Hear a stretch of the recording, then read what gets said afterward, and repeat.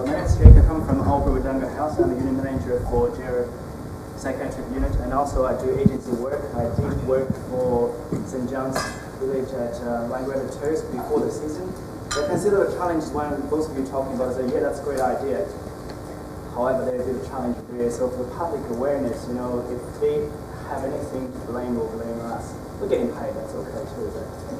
But this is a global problem. I can see that it's a communicable disease, because I think in John's case, a lot of the nurses and cleaners too, because it's very interesting to see the bacteria on hands only survive for 5 minutes, but on plastic for 20 minutes, for 2 hours.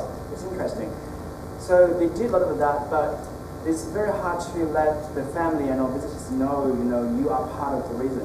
I remember one of the particular lady, they have a lot of visitors, but clearly they're not really well there. So give the example. So probably that's something the minister can probably do, public that. And then another thing is staffing issues too, because unfortunately we all have children and families.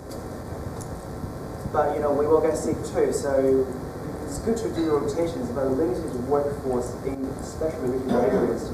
You have 10 people working on the board, they're all sick, 30% down. So I can see a lot of challenges, but I think the takeaway lesson is probably what the happening, so probably have all the vaccinations happen and all antivirus.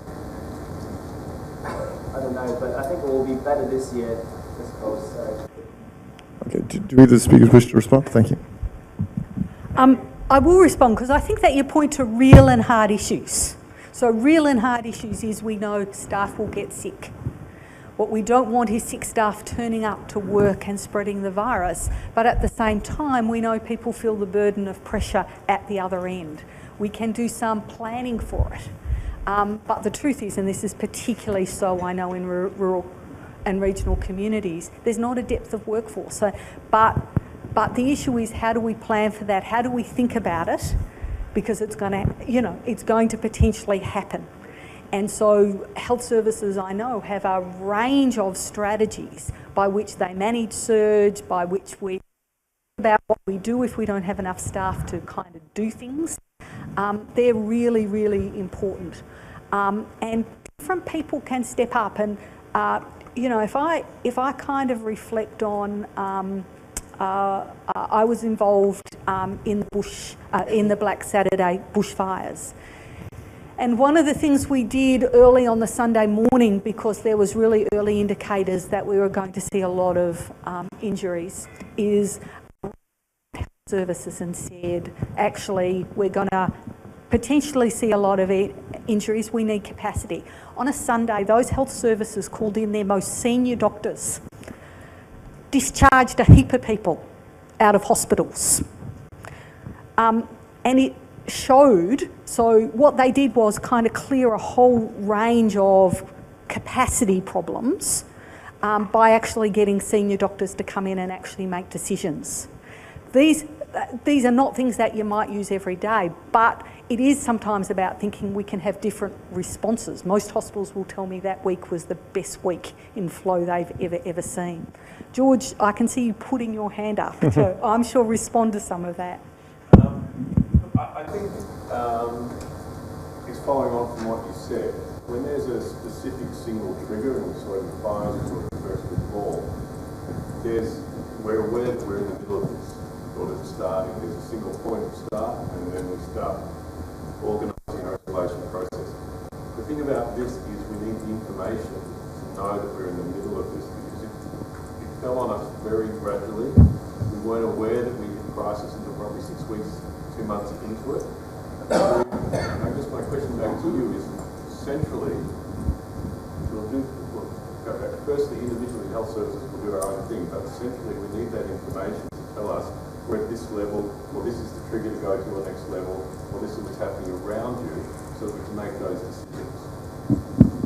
I think that's really fair and something we're deeply aware of, because you're right, most of our triggers at the moment are emergency triggers.